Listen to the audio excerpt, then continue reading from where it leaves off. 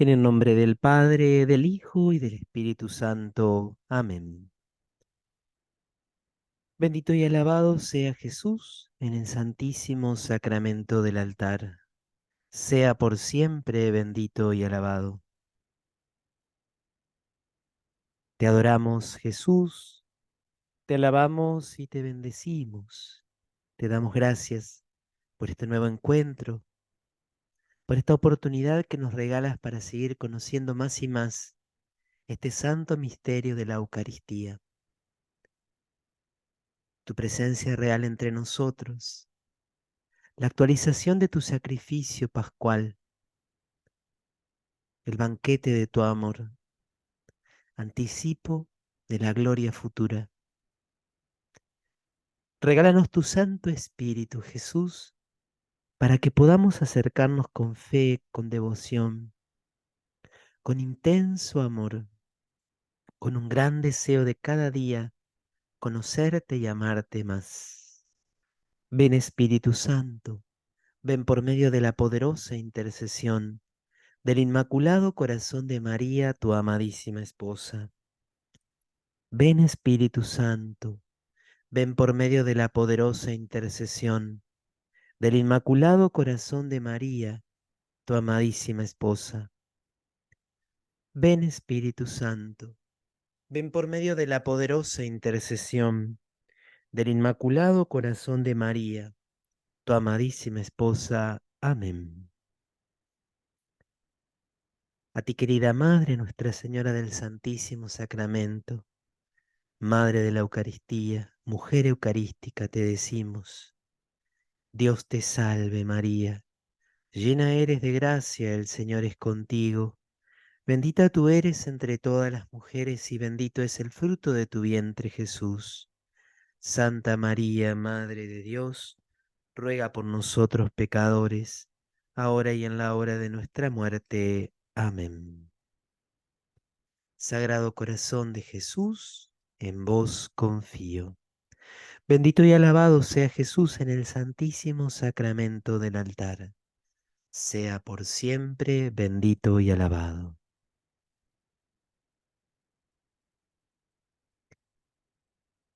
Muy, pero muy buenas tardes para todos. Bienvenidos a este, nuestro séptimo encuentro, nuestra séptima clase de nuestro curso, la Eucaristía Vida de la Iglesia.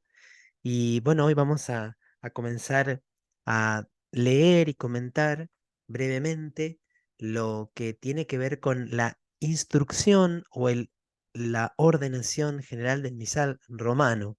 Debo reconocer que ha sido un desafío encontrar el modo, tratar de seleccionar, porque lógicamente en dos encuentros no podemos leer y comentar todo el documento.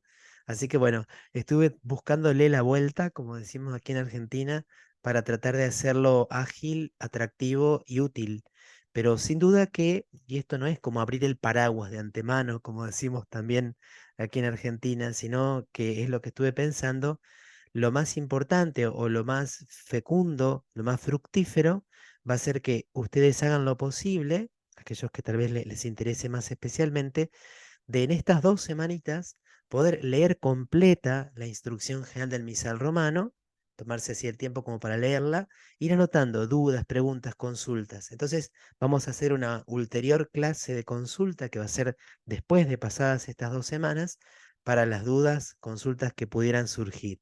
Yo traté de elegir hoy ya algunos párrafos de los elementos que me parecen bueno poder comentarlos aquí, pero seguramente van a quedar en muchos de ustedes algunas dudas, consultas que no van a quedar resueltas en la clase, por eso me parecía importante aclarar esto. Sin más, voy a comenzar a compartir la pantalla y tratar de desarrollar el contenido preparado para hoy, dejando también algo muy, pero muy importante para el lunes que viene, Dios mediante. Bueno, en primer lugar, recordar que habíamos, habíamos dicho que nosotros formamos parte del rito romano dentro de la vida de la iglesia, dentro de la iglesia católica. Hay al menos 24 ritos litúrgicos y nosotros formamos parte del rito romano. Y en este rito romano a lo largo de estos 20, casi 20 completos siglos, entrando en el siglo XXI de vida de la Iglesia, la Eucaristía se ha celebrado de diversas formas. Recordemos que habíamos leído ese maravilloso texto de San Justino, que el Catecismo introducía con el título La Misa de todos los siglos, donde encontramos los elementos esenciales sobre los cuales después se va a dar el desarrollo de las diferentes liturgias católicas en su conjunto. Pero específicamente nos vamos a referir ahora, sí, de modo explícito, al rito romano. ¿Y de dónde se sacaba este rito romano? ¿Cómo los sacerdotes, los obispos, podían celebrar la Eucaristía? Investigando un poco, hay una tradición muy antigua que también está recogida en la Suma Teológica de Santo Tomás de Aquino, que dice que el canon romano, la plegaria eucarística 1, como se la llama hoy también, tiene un origen apostólico. Esto no puede ser demostrado documentalmente, pero hay una fortísima tradición de que los elementos esenciales de ese canon romano vienen directamente del apóstol San Pedro. La primera vez que aparece así como mejor formulado va a ser a partir del siglo VI, en lo que conocemos como el sacramentario gregoriano. Sacramentario gregoriano es esta codificación que va a ser el Papa Gregorio Magno, un papa muy importante en la vida de la Iglesia, tenía una gran capacidad organizativa. De hecho, a él se debe, por ejemplo, el nombre de canto gregoriano, aunque es probable que este papa nunca haya compuesto ningún canto, ninguna melodía, pero sí seleccionó, ordenó y codificó aquello que ya estaba vigente en su tiempo. ¿M? De modo que podemos decir que las fórmulas esenciales de la plegaria eucarística 1, el canon romano, son muy antiguas, ya aparecen codificadas en ese sacramentario gregoriano. También hay otro sacramentario muy importante del primer milenio, que es el sacramentario gelasiano, pero había muchísima diversidad en cuanto al resto de las oraciones, de las fórmulas y también algunos aspectos de los ritos. Pensemos algo muy, pero muy sencillo. Perdonen si esta parte es muy técnica y muy histórica.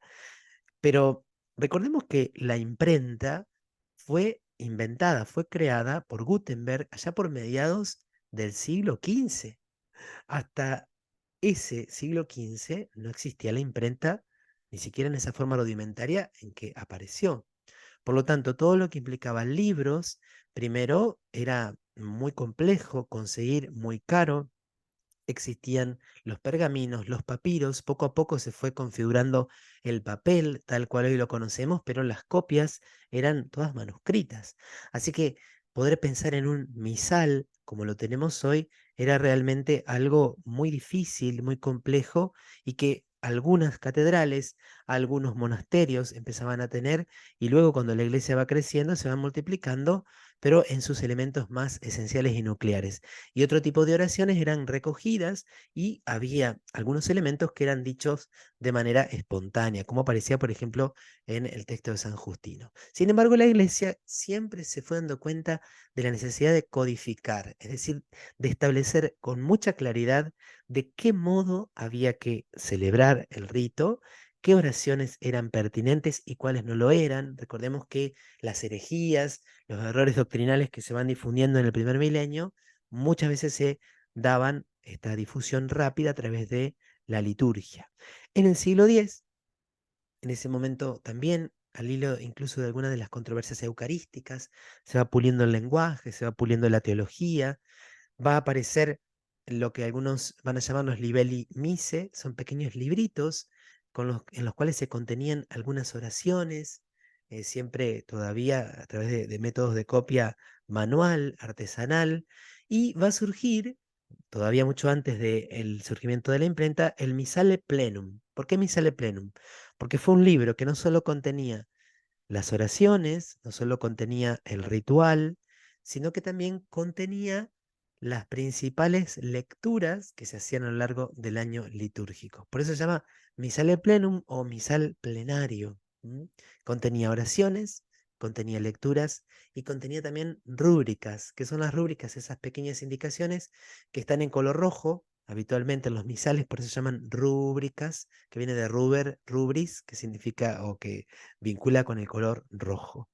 Y en el siglo XV, ahí van surgiendo, sí, ya la imprenta se va a dar de una manera mucho más rápida la difusión.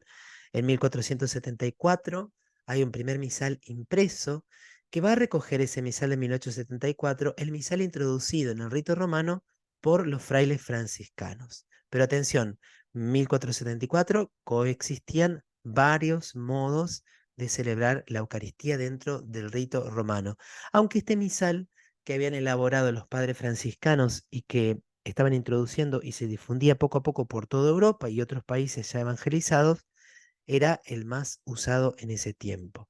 No obstante, esta diversidad siempre traía un poco de desorden y algunos riesgos. Y es entonces como, cuando se da el Concilio Vaticano, perdón, el Concilio de Trento, este concilio tan pero tan importante que responde a todos los ataques que había sufrido la Iglesia por parte de Lutero y de todos aquellos que habían seguido su propuesta de cisma, esta revolución dentro del cristianismo, los padres del concilio de Trento, perdón, en ese concilio van a formular con mucha fuerza los elementos nucleares de la doctrina eucarística. Los van a recoger de toda la tradición, los van a recoger de la teología de Santo Tomás de Aquino y van a recordar especialmente algunos puntos que eran muy atacados por Lutero. Por ejemplo, el carácter sacrificial de la misa, la presencia real de Jesús a través del milagro de la transustanciación y destacar especialmente el papel del sacerdocio ministerial, es decir, que el sacerdote ordenado actúa in persona Christi, actúa en la persona de Cristo. Esta insistencia del Concilio de Trento va a dar lugar a una decisión muy importante por parte del Papa Pío V, que lo que va a hacer es tomar el misal que había sido introducido por los franciscanos, añadir pequeñas reformas y nombrar este misal como el misal propio del rito romano. Sin embargo, Pío V permitió que aquellos ritos litúrgicos que tuvieran más de 200 años pudieran seguir siendo utilizados. Es decir, no es que Pío V abrogó todos los misales anteriores y dijo, solo hay que utilizar este. Sin embargo, poco a poco, este misal fue asumido hasta que prácticamente la totalidad de la cristiandad y especialmente todo lo que tiene que ver con la difusión del cristianismo, del catolicismo en América, van a asumir este misal. Por eso se llama misa tridentina, porque está vinculada a este pedido, esta decisión que tomaron los padres en el Concilio de Trento y el Papa Pío V, a quien le tocó llevar adelante, a normativizar y aplicar en la Iglesia todas las reformas propuestas por el Concilio de Trento. Sin embargo, y esto es algo que insisten mucho los historiadores de la liturgia, la misa que llamamos tridentina, en el fondo, es la misa del rito romano que tenía en su núcleo, que es el canon de la misa, tenía por lo menos casi 1000 años más. Es muy anterior. Recoge, profundiza algunos aspectos, puntualiza otros, pero este misal aprobado por el Papa Pío V en 1569 no es un nuevo misal. A este nuevo misal, perdón, a este misal con estas pequeñas reformas, pero digo que no es totalmente nuevo, ya el Papa siguiente, a Pío V, le hace pequeñas modificaciones y diferentes papas le van haciendo pequeñas modificaciones. Se van agregando, por ejemplo, algunas oraciones nuevas cuando van surgiendo nuevas fiestas o se van declarando nuevos dogmas, pero lo que quedaba intacto era el canon de la misa que hoy se llama Plegaria Eucarística 1. Ustedes van a encontrar aquí, cuando les pase el Canva, el PDF de esta clase, van a encontrar aquí un hipervínculo apretando sobre esta imagen, lo que sí yo no sé si lo voy a poder visualizar ahora con ustedes. Bueno, no lo voy a poder visualizar porque me manda a una pestaña nueva y no me quiero salir de acá. No me quiero salir de acá para que quede prolija la clase, ¿eh? Pero bueno, ustedes después lo ven. Al que le interese conocer los aspectos centrales del rito de lo que hoy conocemos como misa tridentina o la forma extraordinaria del rito romano como la quiso llamar Benedicto XVI, aunque el Papa Francisco ha modificado esta nomenclatura, van a encontrar en ese hipervínculo una infografía que me pareció sencilla, clara y objetiva, describiendo algunos aspectos esenciales que encontramos como diferencias desde el punto de vista ritual. Bueno, ¿qué pasó? Les decía que estuvo vigente esta, este modo de celebrar la Eucaristía desde 1900, de 1569 a 1969, cuando se celebra el Concilio Vaticano II en 1962. Justo ese año, Juan XXIII había promulgado una nueva edición del Misal Romano. ¿M? Por lo tanto, los padres del Concilio Vaticano II celebraban la Eucaristía con ese misal que contenía en esencia exactamente lo mismo que el aprobado por el Papa Pío V, aún con estas pequeñas modificaciones, también con una nueva liturgia de la Semana Santa del Tríodo Pascual que había sido introducida por Pío XII. Y en el concilio, recordemos que el primer documento que se promulga es Sacrosanctum Concilium, la Constitución Conciliar sobre la Liturgia, que establece la necesidad de revisar el rito de la misa. ¿Sobre todo para qué? Para promover una mayor participación de los fieles, una participación que tenía que ser plena, consciente y activa, o fructuosa, consciente y activa.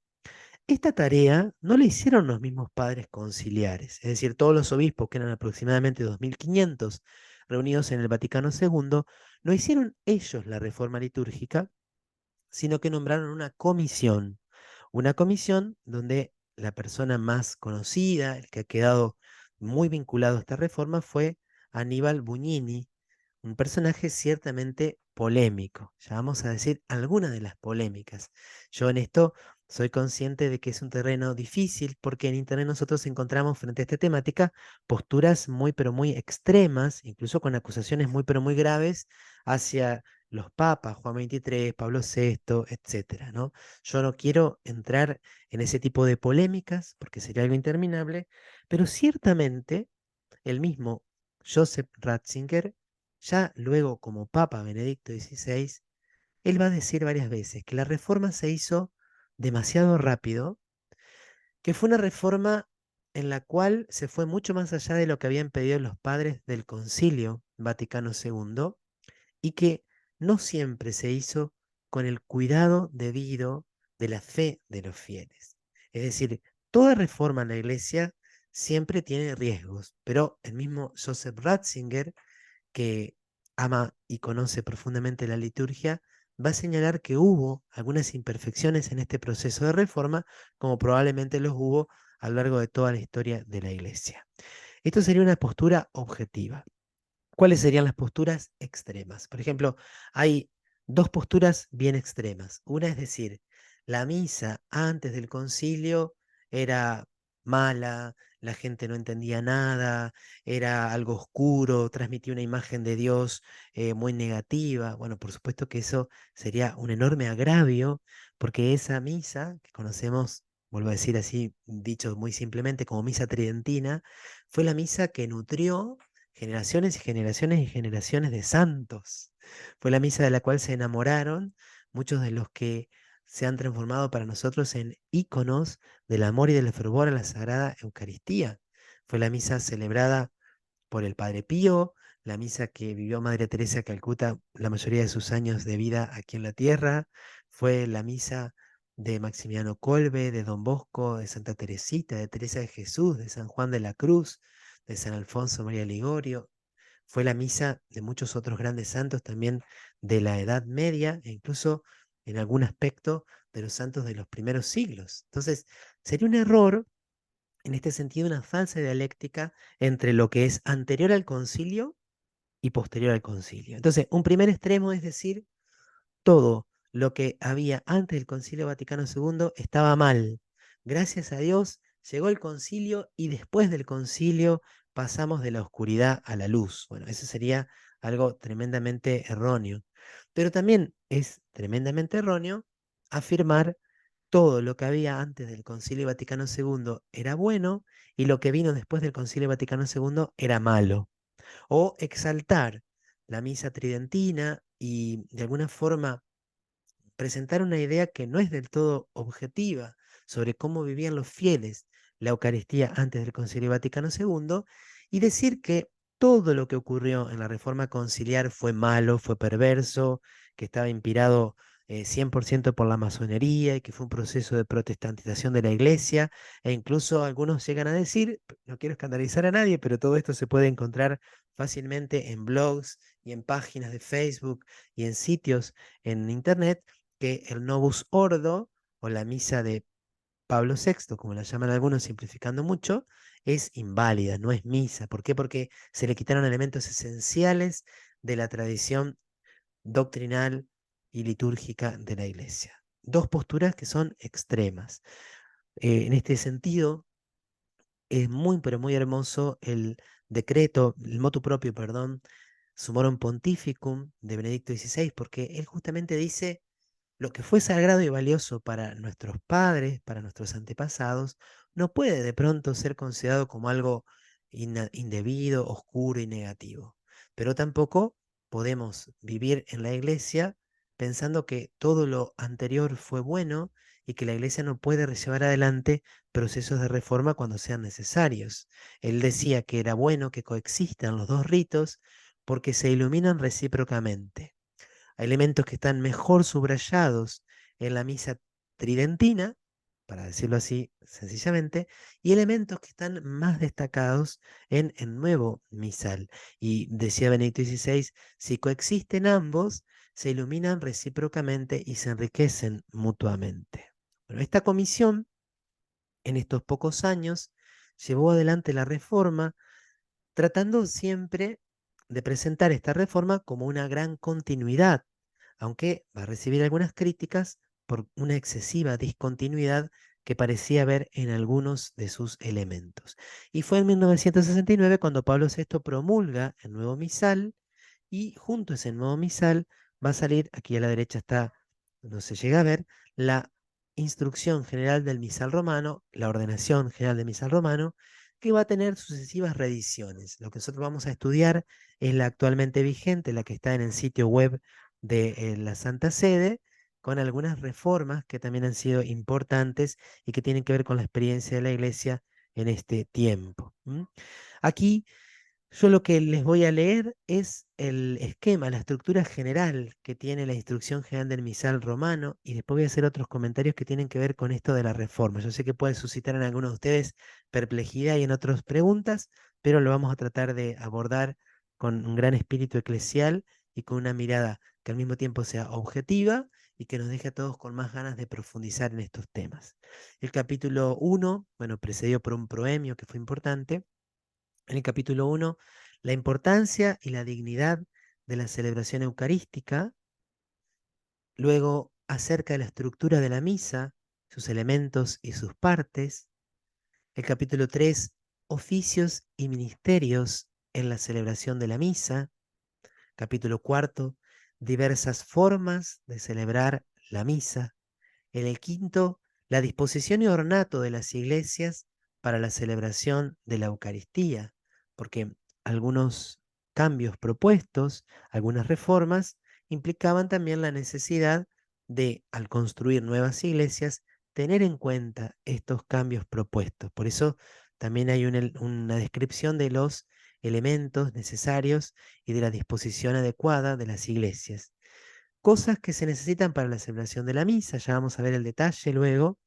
Elección de la misa y de sus partes, misas y oraciones por diversas necesidades y misa de difuntos. Y en el capítulo 9, adaptaciones que corresponden a los obispos y a las conferencias de los obispos. Esta sería la estructura general de toda la instrucción general del misal romano. Vamos a hacer una pequeña descripción de estos capítulos y luego nos vamos a detener en dos de ellos, donde vamos a leer los puntos de la instrucción general del misal romano. Y aquí nos cuentan los historiadores que se había elaborado la instrucción, y esta instrucción general del misal romano se da a conocer junto también con los textos que ya estaban siendo prácticamente estaban a punto de ser aprobados por el Santo Padre Pablo VI, Y hubo algunos cardenales, en este caso cardenal Ottaviani y el cardenal Bacci, que se suscribieron a un examen crítico del Novus Ordo Missae. Quien elaboró este examen crítico del Novus Ordo Missae lo hizo un abad benedictino, un abad estudioso, experto en liturgia, que habiendo leído tanto la instrucción general misal romano como los textos, encontraba algunas deficiencias, algunas ambigüedades, algunas ambivalencias. Justamente estas dificultades o estas ausencias estaban en los puntos que el Concilio de Trento había acentuado, que era la presencia real, el carácter sacrificial de la Eucaristía y el sacerdocio ministerial que actúa en la misa in persona Christi Capitis. Bueno, en la primera versión que no fue promulgada de la Instrucción General del Misal Romano y de los textos del Misal, esos elementos estaban como un poquito desdibujados. Por eso había mucho temor de que la Eucaristía perdiera su esencia, porque recordemos todo esto que ya habíamos analizado en encuentros anteriores, que esencialmente la misa es la actualización, el memorial del sacrificio de Cristo en la cruz, la presencia real de su cuerpo, sangre, alma y divinidad gracias al milagro de la transustanciación. Esos elementos estaban demasiado poco presentes a la mirada de estos expertos y de estos cardenales. Aparentemente había otros cardenales que también apoyaban esta crítica, la necesidad de poner esto mucho más de manifiesto. Entonces fue así que gracias a esta intervención, el Papa Pablo VI coloca en la instrucción general del misal romano este proemio, ¿no? Que tiene como tres momentos: testimonios de fe inalterada, manifestación de una tradición ininterrumpida y acomodación al nuevo estado de cosas. Y en el capítulo 1, cuando se habla de la importancia y la dignidad de la celebración eucarística, queda explicitado de modo muy pero muy hermoso esta doctrina sobre la Eucaristía que había sido recogida en el Concilio de Trento. Y tengo entendido también que se revisan algunas expresiones también de las oraciones del misal. Entonces el proemio lo que quiere mostrar es que la reforma del Concilio Vaticano II no es algo totalmente nuevo, sino que hay una continuidad, hay una tradición ininterrumpida, pero sobre todo en el punto del 10 al 15 va a decir el por qué se hace esta reforma. Sobre todo, la finalidad era la que se habían pedido los padres del Concilio Vaticano II, favorecer una mayor participación activa de los fieles. Dice allí que, si bien es necesario, es esencial destacar el sacerdocio ordenado, aquel que se ejerce gracias al ministerio, al sacramento del orden, no hay que olvidar el sacerdocio común de los bautizados y que tienen que estar los dos sacerdocios, el ordenado y el sacerdocio común de los bautizados, deben estar juntos, expresados juntos. Y por eso entonces se va a introducir en el rito de la misa una mayor presencia de la participación activa de los fieles. Y por eso también se va a dar más lugar a la lengua vernácula, para favorecer una mayor participación activa de los fieles. También se va a permitir que las conferencias episcopales puedan realizar algunas adaptaciones del rito, no en lo esencial, sino en aspectos accidentales. E incluso, y esto fue quizá el lugar un poco de debate y de lo que generó un poco de polémica, el mismo sacerdote puede adaptar en algunos elementos el rito, porque se van a introducir dentro del rito de la misa moniciones en las cuales el sacerdote puede o decir las palabras textuales o decir otras semejantes. Bueno, y eso ha dado lugar a que muchas veces se extrapole estas moniciones, se transformen en pequeñas homilías que a veces ocupan demasiado tiempo. Bueno, lo dejo allí y lo vamos a retomar, ¿no? Entonces, este proemio doctrinal y este capítulo primero son muy, pero muy importantes. No dejen de leerlos, luego cuando ustedes vayan directamente a la instrucción general del misal romano.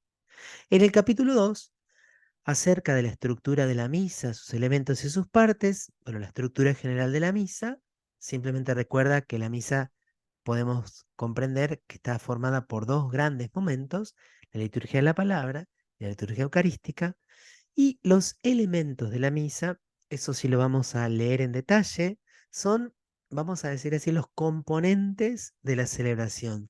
¿De qué está hecha una celebración eucarística? Nos va a ser muy bien leer y reflexionar, porque todo esto nosotros lo vivimos desde que somos muy chiquititos, algunos de nosotros va a misa desde que está en la panza de su mamá, pero tal vez nunca nos pusimos a pensar de qué está hecha una celebración eucarística, de qué está hecha una misa.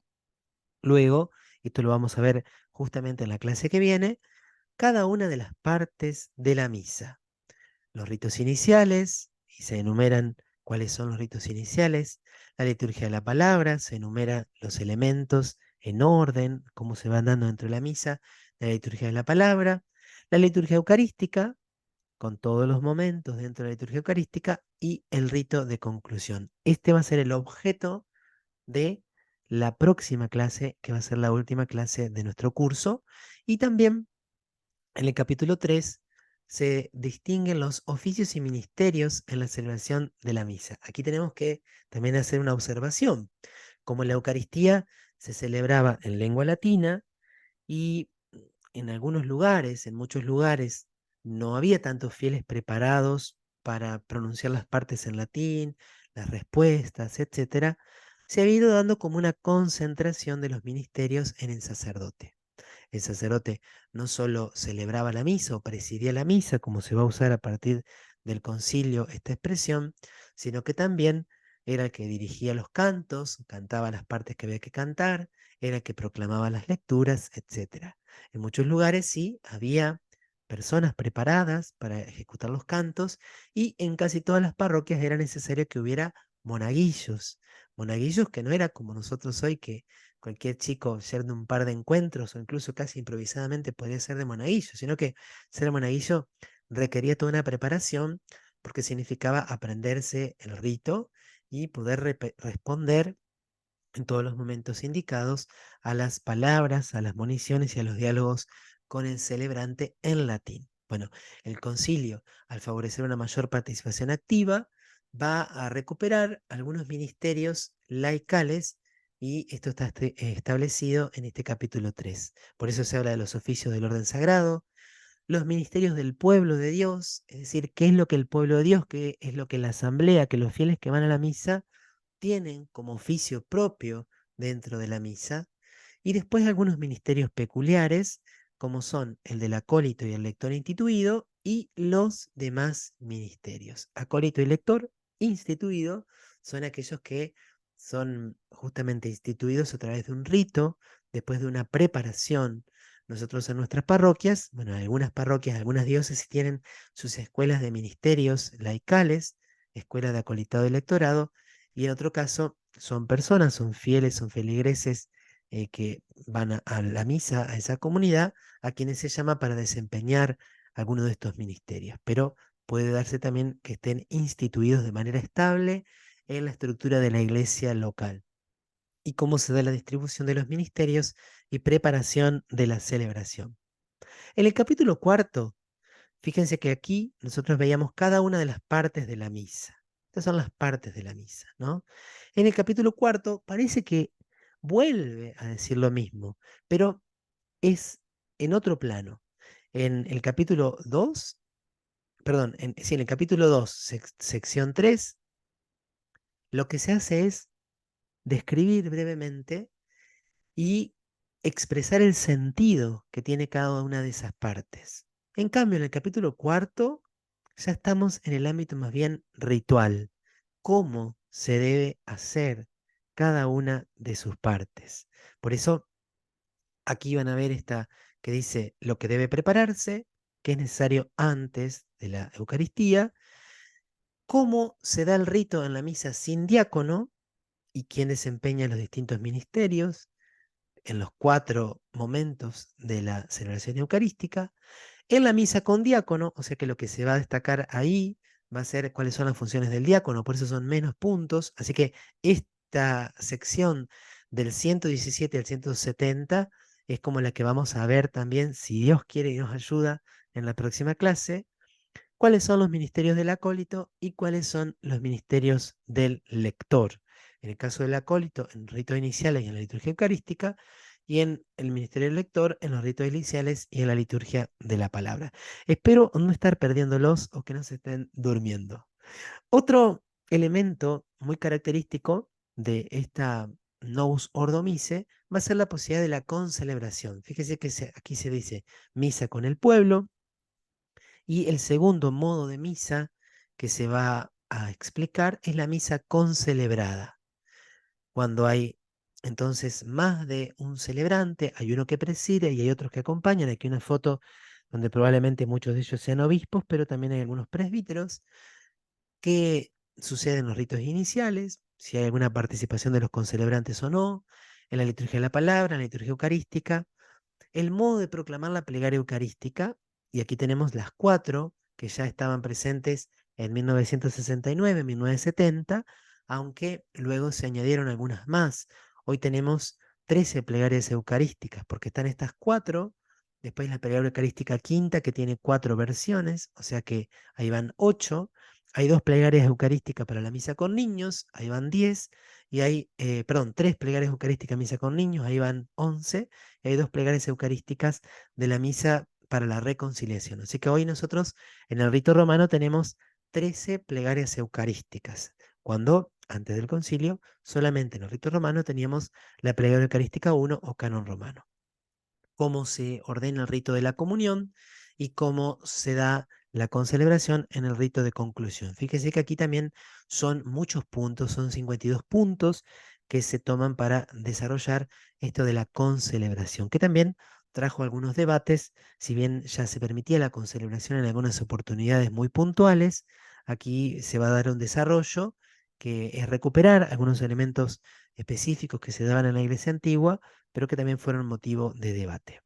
Un tercer modo de misa es la misa en que solo participa un ministro. Ritos iniciales, liturgia de la palabra, liturgia eucarística, rito de conclusión. Se supone que incluso cuando el sacerdote no celebra con los fieles, tiene que tratar de estar acompañado, aunque sea por un ministro. Por supuesto que en todo momento insiste el documento. Esto también fue un poco cuestionado por aquellos que tal vez decían, no, pero tenemos que volver a la praxis antigua. Sin embargo, Pablo VI lo defendió. El sacerdote también puede celebrar el santo sacrificio, aun cuando no esté acompañado por ningún fiel.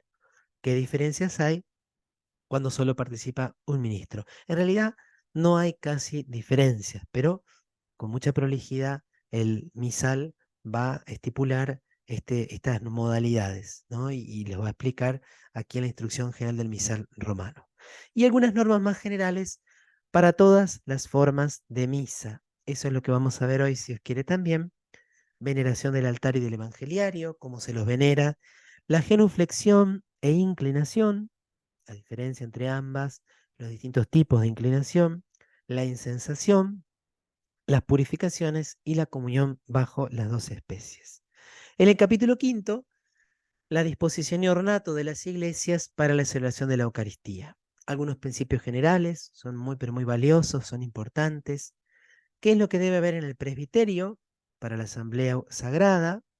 El altar y su ornato, el ambón y la sede. Fíjense que son los 3 lugares más importantes dentro del presbiterio: el altar, el ambón y la sede del sacerdote celebrante y otras sillas, pero la sede siempre se tiene que distinguir porque tiene un carácter no meramente funcional, sino simbólico del ministerio de la presidencia, cuando el presbítero actúa in persona Christi, a imagen de Jesús pastor, ¿no? La disposición de la iglesia, o sea, no el presbiterio, sino el resto de la iglesia, y entonces allí también se establecen el lugar de los fieles, el lugar de los cantores y de los instrumentos musicales, con algunos principios interesantes, el lugar de la reserva de la Santísima Eucaristía, aunque en esto, como les comenté, creo que en la anteúltima clase o en la última, después Benedicto XVI hizo algunas pequeñas reformas a lo establecido allí, hablando del lugar del sagrario, y las imágenes sagradas, porque esto también había aparecido en el mismo texto de Sacrosanctum Concilium. Lo que se necesita para la celebración de la misa, capítulo 6, el pan y el vino, cómo tienen que ser, los utensilios sagrados en general, vasos sagrados, vestiduras sagradas, otros objetos destinados al uso de la iglesia. De qué materiales pueden o no estar hechos, cáliz, copón, patena, etcétera, ¿no? Las vestiduras, los colores litúrgicos, en qué tiempo se utilizan, de qué material tienen que estar hechos, etcétera, etcétera. Recordemos que, además de leer aquí en la instrucción general del misal romano, es necesario tener en cuenta lo que luego, en 2004, con motivo del año de la Eucaristía, estableció redención y sacramento frente a muchos abusos que se habían dado. En el capítulo séptimo, la elección de la misa y de sus partes, porque nosotros, por ejemplo, cuando es un día ferial, cuando es un día donde no hay ninguna memoria obligatoria, ni fiesta, ni solemnidad, nosotros podemos elegir la misa. Podemos hacer la misa ferial, celebrar con ornamentos verdes, o podemos elegir una misa votiva o una misa por diversas necesidades, etcétera. Y también cuáles son las partes elegibles de la misa: las lecturas, las oraciones, la plegaria eucarística, el canto. Este aspecto de la elegibilidad, por supuesto que debe ser tomado con mesura, con orden, con mucho respeto, porque aquí el Concilio Vaticano II dijo con mucha fuerza que nadie, aunque sea sacerdote, quite, cambie o añada nada a lo que está establecido por la Sagrada Liturgia. O sea, hay un margen de elección, pero dentro siempre de un orden. O sea, son algunas cosas que se pueden elegir y algunas cosas que se pueden cambiar. En cambio, antes del Concilio Vaticano II, ese margen no existía y por eso subrayaban algunos también que había mucho mayor, estaba mucho más fácil la unidad dentro del rito. Vos ibas a misa a cualquier parroquia, a cualquier diócesis, a cualquier país, a cualquier continente, y si se celebraba la misa con el misal romano, era exactamente la misma misa. En cambio, esta apertura a la diversidad y a la posibilidad de elegir ha dado lugar después como abuso, y esto lo dice muy fuertemente Joseph Ratzinger cuando era prefecto de la Congregación para la Doctrina de la Fe, ha dado lugar a una excesiva y desordenada creatividad litúrgica. En el capítulo 8, las misas y oraciones por diversas necesidades, porque esto es algo como nuevo dentro de la historia de la liturgia, y las misas de difuntos. Puse allí al cardenal Schönborn celebrando una misa por difuntos con ornamentos negros.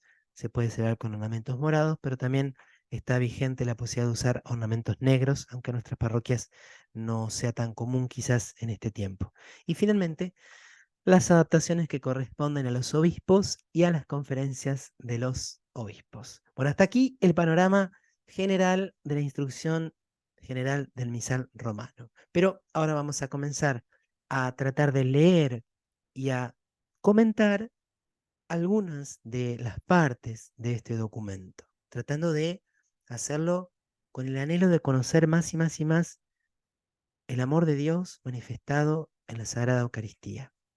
Yo sé que para muchos de ustedes, al elegir hacer el curso y también por sus preguntas y por sus inquietudes, está muy presente el anhelo de celebrarla bien y ustedes como laicos de poder contribuir a que se celebre con dignidad, con decoro, con belleza, con santidad. Y que algunos de nosotros, yo me incluyo por supuesto, nos duele, no, nos provoca mucho malestar cuando vemos, cuando somos testigos o cuando solamente nos enteramos de algún abuso litúrgico. Y esto está muy bien. Lo que sí es necesario que no nos quedemos solamente en esa dimensión normativa de lo que se puede o no se puede. Es un elemento importantísimo. Sin embargo, debemos tratar de ir más allá al misterio, pasar del rito al misterio, porque el rito bien celebrado expresa, comunica, hace presente, hace como exégesis del misterio, lo acerca a nosotros a la vez que lo mantiene velado. Y como hablamos ya en clases anteriores, el ars celebrandi, el arte de celebrar bien, nos conduce de manera más rápida, más fácil, más auténtica a la intimidad con Dios. Bueno, Cuando el documento empieza a enumerar los diversos elementos de la misa, el primero que menciona es la lectura de la palabra de Dios y su explicación. ¿Eh? Lo que está haciendo es una descripción de aquellos elementos que componen una misa, de qué está hecha una misa. Cuando se leen las Sagradas Escrituras en la iglesia, Dios mismo habla a su pueblo y Cristo presente en su palabra anuncia el Evangelio. Por eso las lecturas de la palabra de Dios, que proporcionan a la liturgia un elemento de máxima importancia, deben ser escuchadas por todos con veneración. Entonces, la lectura de textos bíblicos de las sagradas escrituras es un elemento de máxima importancia en la misa. ¿Se acuerdan cuando hablábamos de las dos partes, de los dos momentos, de las dos mesas, y que veíamos cómo en alguna etapa quizás se decía, no, bueno, si llegaste para el credo, cumplís el precepto? En esa concepción del cumplimiento del precepto después del credo, o llegando para el credo, en el fondo no se le está dando a la mesa de la palabra esta importancia que les quiere dar la misma iglesia. Aunque la palabra divina en las lecturas de la Sagrada Escritura se dirija a todos los hombres de todos los tiempos y sea inteligible para ellos, sin embargo, su más plena inteligencia y eficacia se favorece con una explicación viva, es decir, con la homilía, que viene así a ser parte de la acción litúrgica. Entonces, ¿para qué es la homilía? ¿Cuál es el sentido? Que esta Sagrada Escritura se entienda mejor, por eso habla de plena inteligencia, y sea más eficaz en la vida de los fieles. Se habla de una explicación viva, ¿no? Hay otros documentos donde se va a explicar mucho mejor cómo debe ser la homilía o algunas breves características de la misma. Pero la palabra clave es que es parte de la acción litúrgica. ¿Por qué dice esto? Porque también en el rito previo al Concilio Vaticano II, si bien estaba la prédica o el sermón, muchas veces por el modo en que se había ido dando en la vida de las comunidades, parecía como que era algo paralelo, ¿no? Como que estaba el rito y además estaba la predicación. De hecho, en algunos lugares llegaba a darse que mientras un sacerdote realizaba el rito de la Eucaristía, de la misa, otro predicaba simultáneamente. Y la predicación no siempre tenía como motivo o como objeto la palabra de Dios. Por eso esta insistencia en que es la palabra que es explicada a través de una explicación viva y la homilía como parte de la acción litúrgica. Segundo elemento, oraciones y otras partes que corresponden al sacerdote. Acá es como que estamos, imagínate que llegamos una primera vez a misa y decimos, ¿qué es lo que vimos? Bueno, se proclamó la palabra de Dios. Además, hay alguien dentro de la celebración que preside. ¿Te das cuenta? Porque por cómo está vestido. Decimos nosotros con mucha claridad, hoy lo sabemos, porque tiene los ornamentos litúrgicos propios. Y esta persona que preside, el sacerdote, dice algunas oraciones, las dice en voz alta y las dice en nombre de todos. Entre las cosas que se asignan al sacerdote, ocupa el primer lugar la plegaria eucarística, que es la cumbre de toda la celebración. ¿Qué es la plegaria eucarística? Ya lo vimos, pero lo detallamos de nuevo. Esta larguísima y bellísima oración, donde está incluida, por supuesto, la fórmula de la institución de la Eucaristía, la consagración, que va desde el diálogo, ese triple diálogo, el Señor esté con ustedes, levantemos el corazón, demos gracias al Señor nuestro Dios, es justo y necesario, hasta el amén de la doxología. Plegaria eucarística, cumbre de toda la celebración. Vienen enseguida las oraciones, colecta, oración sobre las ofrendas y oración después de la comunión. El sacerdote que preside la asamblea en representación de Cristo dirige estas oraciones a Dios Padre, se sobreentiende, en nombre de todo el pueblo santo y de todos los circunstantes. Con razón, pues, se denominan oraciones presidenciales. ¿Por qué?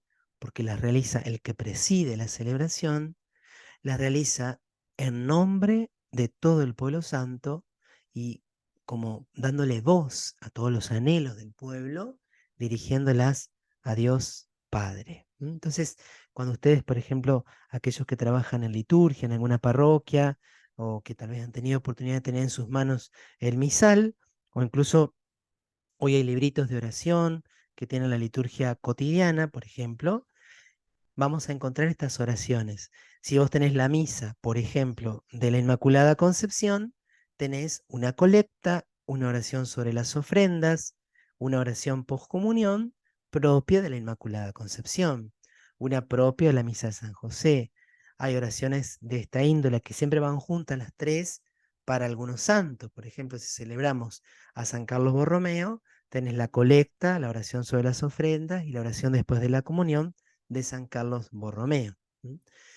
Oraciones presidenciales se denominan. También corresponden al sacerdote que ejerce el ministerio de presidente de la asamblea congregada hacer algunas moniciones previstas en el mismo rito. ¿Cuál es la diferencia? Las oraciones, el sacerdote las dirige a Dios. Las moniciones, el sacerdote las dirige al pueblo. Fíjense que cuando el sacerdote celebra la misa versus Deum o ad Deum, mirando al altar o mirando al ábside, cuando el sacerdote dice las oraciones presidenciales, mira hacia el altar, hacia el ábside, hacia la cruz. Cuando el sacerdote se dirige al pueblo, se da vuelta y mira al pueblo. Como normalmente nosotros celebramos, vamos a decir así, versus populum, mirando al pueblo, a veces no se distingue tanto, pero bueno, yo siempre digo que los sacerdotes deberíamos, a nuestra manera de pronunciar los textos y a través de nuestra mirada, ayudar al pueblo fiel para que se dé cuenta más fácilmente cuando le estamos hablando a Dios Padre o cuando le estamos hablando al pueblo. Yo lo intento cuando hablo a Dios Padre, si la oración la sé de memoria, la parte la sé de memoria, intento mirar hacia arriba. Cuando le hablo al pueblo, intento mirar al pueblo, incluso haciendo un pequeño movimiento de paneo para que todos sepan que es una munición que se le está diciendo, ¿no? Por ejemplo, fieles a la recomendación del Salvador y siguiendo su divina enseñanza. ¿A quién le decimos eso? Al pueblo. En cambio, cuando nosotros decimos, líbranos, Señor, de todos los males y concédenos la paz en nuestros días, estoy dirigiendo a Dios Padre, ¿no?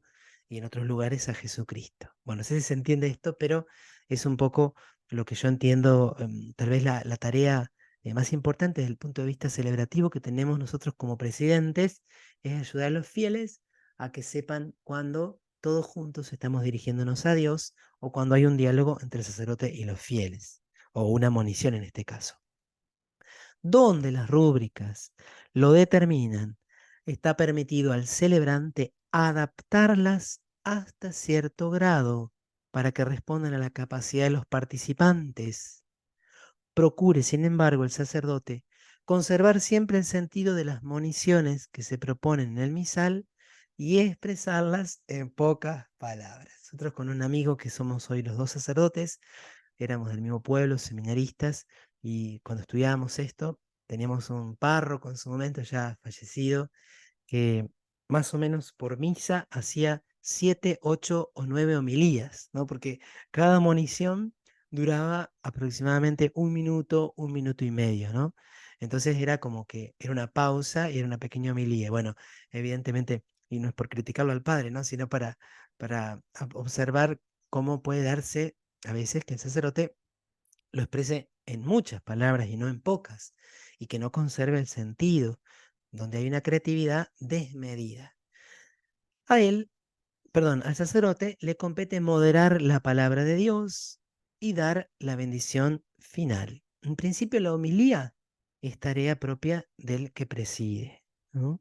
Y la bendición final también siempre es del que preside. La homilía la puede hacer otro diácono o concelebrante. Además, le está permitido introducir a los fieles con brevísimas palabras a la misa del día, después del saludo inicial y antes del rito penitencial, a la liturgia de la palabra, antes de las lecturas, a la plegaria eucarística, antes del prefacio, pero nunca dentro de la misma plegaria, e igualmente dar por concluida toda la acción sagrada antes de la despedida. Estas son otras moniciones que pueden darse, que no son, no es que están siempre, donde también debe tenerse en cuenta este mismo criterio.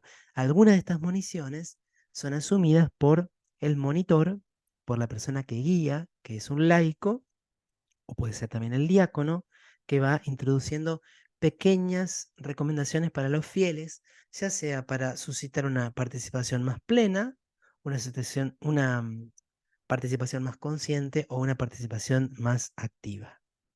La naturaleza de las partes presidenciales, recuerden cuáles eran, las señalábamos aquí, oraciones presidenciales, también las moniciones, la plegaria eucarística, esta posibilidad de introducir a los fieles con brevísimas palabras.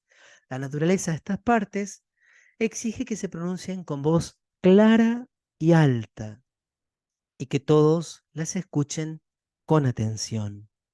Por consiguiente, mientras el sacerdote las dice, no se tengan cantos ni oraciones y callen el órgano y otros instrumentos musicales. No se puede hacer música de fondo en ningún momento en que el presbítero que preside, que celebra la misa, o el obispo, por supuesto, estén pronunciando alguna de estas partes presidenciales. Y en efecto, como presidente, el sacerdote pronuncia las oraciones en nombre de la iglesia y de la comunidad congregada, mientras que algunas veces lo hace solamente en su nombre, o sea, en nombre propio, para poder cumplir su ministerio con mayor atención y piedad. Estas oraciones son lo que llamamos oraciones secretas, y les puedo asegurar que son todas preciosas. ¿Cuándo hacemos oraciones secretas? Lo dice allí, antes del Evangelio, en la preparación de los dones, y antes y después de la comunión. Estas se dicen en secreto. No es que esté prohibido que los fieles las conozcan. A mí me encantan las oraciones secretas. De hecho, ahí les voy a compartir luego un artículo sobre ellas. Por ejemplo, antes de proclamar el Evangelio, purifica, Señor, mi corazón y mis labios, para que proclame dignamente tu santo Evangelio. Después del Evangelio, por la proclamación del Evangelio, sean borrados mis pecados. Todas las oraciones secretas que hace el sacerdote tienen esta idea de la purificación. Señor, purifícame. Es como la conciencia de la indignidad. Después, antes cuando es el ofertorio, también. Cuando se lava las manos, un sacerdote, también. Lávame, Domine, ab iniquitate mea, et a peccato meo mundame. Lávame, Señor, de todos mis delitos, limpia mis pecados. Entonces, hay algunas oraciones que el sacerdote hace de forma presidencial, y esas oraciones deben ser dichas en voz clara y alta, y otras que son de modo personal, para poder vivir mejor, con más atención, piedad y humildad, la Eucaristía. Vamos a interrumpir aquí la grabación, vamos a continuar enseguida